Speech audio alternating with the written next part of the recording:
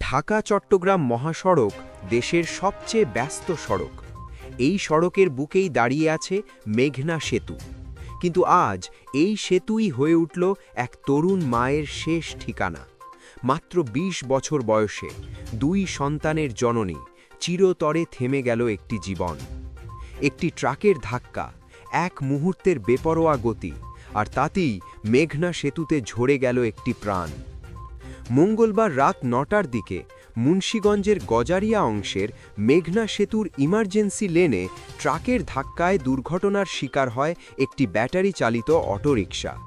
নিহত নারী সুরমা আক্তার, বয়স মাত্র ২০ বছর, ২ সন্তানের জননী, বাড়ি গজারিয়ার আড়ালিয়া গ্রামে। তিনি গিয়েছিলেন আত্মীয়ের নবজাতক সন্তান দেখতে, কিন্তু সেই আনন্দের যাত্রায় রূপ নেয় মৃত্যুর মিছিলে।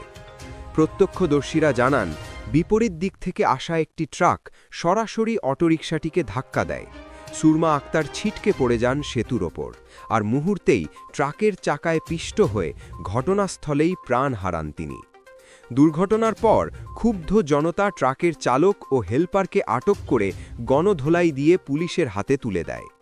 প্রত্যক্ষদর্শীদের অভিযোগ, মেঘনা সেতুতে পর্যাপ্ত আলোর ব্যবস্থা নেই, অন্ধকারে নিয়ম না মেনে চলাচল আর ট্রাকের বেপরোয়া গতি এই দুর্ঘটনার মূল কারণ। হাইওয়ে পুলিশ জানিয়েছে, ঘটনাটি তদন্ত করে আইনগত ব্যবস্থা নেওয়া হবে। কিন্তু প্রশ্ন থেকেই যায়, আর কত প্রাণ গেলে সড়কে শৃঙ্খলা ফিরবে? একটি ভুল সিদ্ধান্ত, একটি বেপরোয়া গতি কেড়ে নিল ২টি সন্তানের মাকে। আপনার মতামত কি? নিচে কমেন্টে জানান।